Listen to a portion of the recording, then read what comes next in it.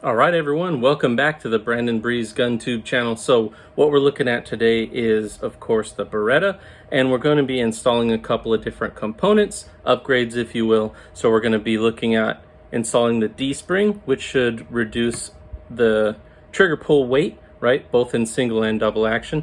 It did come with a replacement trigger spring, which I don't think I'm going to use because I've got the reduced power INS trigger spring from Wilson Combat, part number 643. We've got the steel trigger, which is an upgrade to the current plastic trigger, which is steel reinforced. Surprise, surprise. And then the awesome skeletonized hammer. I believe these were from the Elite 2. But before we do that, we're going to go ahead and get a couple of pulls on this trigger to see what it actually winds up at with the factory components. So we'll be right back with that. All right, so first we're going to try out the double action trigger pull. And this seems heavy, but I haven't never tried it, so we'll see where it breaks. 9 pounds, 1.3 ounce. We're going to do the best of 5, and I won't waste your time with all of them.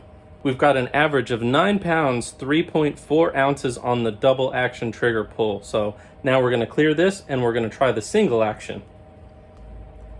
That's an average of 4 pounds, 0.8 ounces on the single action trigger pull. So not too bad, but let's get these springs and everything in and see where it goes.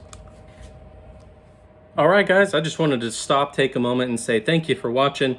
And if you like my content, please like, comment, share, and subscribe. I see that typically about 80% of people that are watching my videos are not subscribed, so go ahead and hit that subscribe now. And after we tested out the factory trigger pull on this, it wasn't too bad, right? Under 10 pounds for the double action and right at the 4 pound mark for single action. But let's see if we can make it better, right? So we've got to start off with, of course, disassembly, slide off.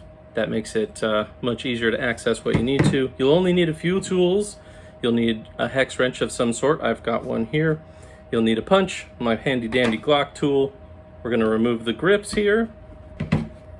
All right, so there we go. We've got the grips removed.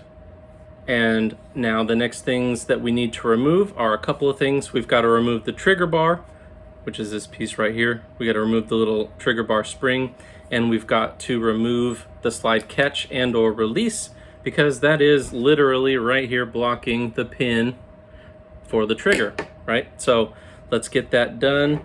A little pick of some sort will also help you in this task. All right, we've got the little spring here. There's a little teeny tiny hole that you align this little pin with right here in the frame.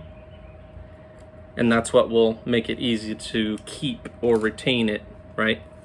So there you go. Now we're gonna remove our trigger bar. First thing you want to do is down here, the spring actually interacts with the trigger bar. So you want to get that off of the little groove that it's in. That's the trigger spring. Once you do that, then you can get your trigger bar out of there. Then next up is your slide catch and or release. You'll need to lift it up and then pull on it. Then you'll notice that there's a spring.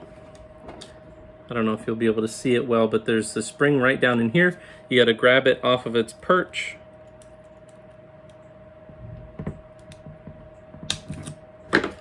Once you do that, then this will readily come out.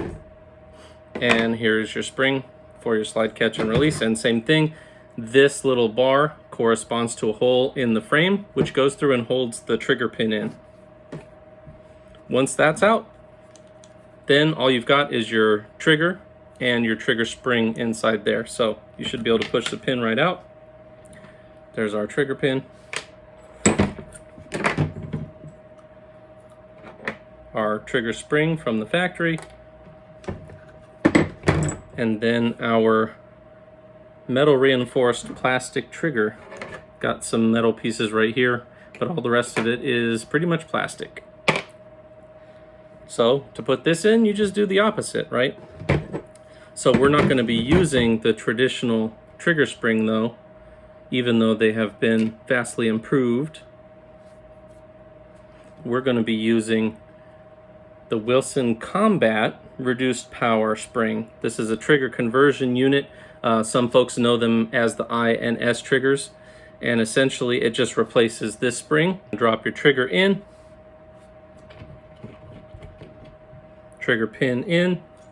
What I like to do is get your trigger bar ready, get it in there just a little bit before you're going to put in your new spring assembly. If you're going to be going with this type, then you drop it in. Then once you have your trigger bar in, you're going to need to align your spring down here.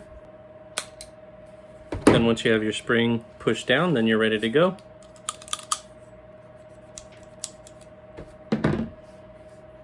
Then you're going to need to put your trigger bar spring back in, which is pretty easy. You just find the little slot where it goes, and then you're going to move it over, get the bottom in. There's also a corresponding slot down there at the bottom, and then you can just either grab it with your hand or with, you know, a pick or something like that and get it lined back up with the trigger bar. All right, it looks like that's it for the steel trigger installation along with the INS trigger spring assembly, right? So now we're going to move on to the D-spring and the skeletonized hammer. All right, before we move on, I forgot to replace the slide catch and release and of course the spring for that. So what you do is you've got this little channel right here. You've got this little leg. You put it in the little hole right there, and that is what retains the trigger pin, right? So you get it in there, and then you'll slide up the little leg so that it's locked in, so to speak. Then you'll get your slide catch and release, line it up, get the hole lined up, and what I like to do is I'll leave it out a little bit, and then I'll just grab the little leg from the spring. Then you're back in, ready to rock.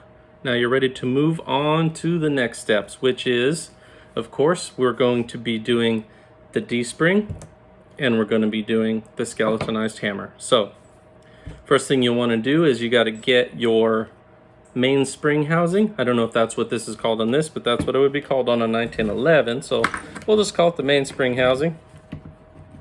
Pardon me for not reading the entire nomenclature of every firearm ever.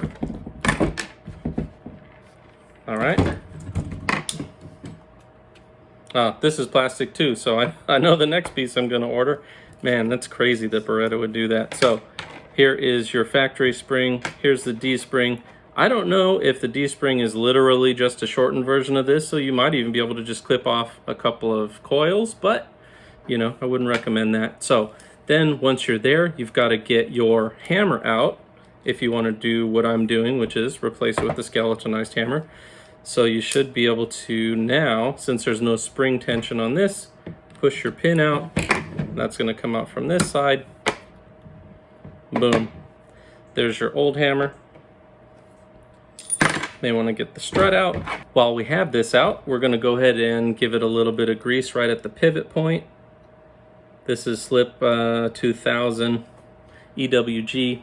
You know, any grease will work, so it doesn't have to be this.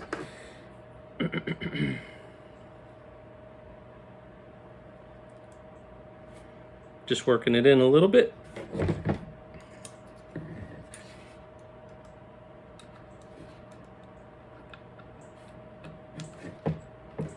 Then once you got your hammer in place, get your pin back, hammer pin. Gonna give it a little bit of grease as well. It doesn't have to be super thick. So get a nice little thin coat on, wipe it off. Then we're gonna put the hammer pin back in. There it is. All right, so then your spring, you wanna grab it. You gotta make sure that you put it around the strut, otherwise you're not gonna have a good day when you go to put it back together. We'll see if we can't get the hammer all the way forward here.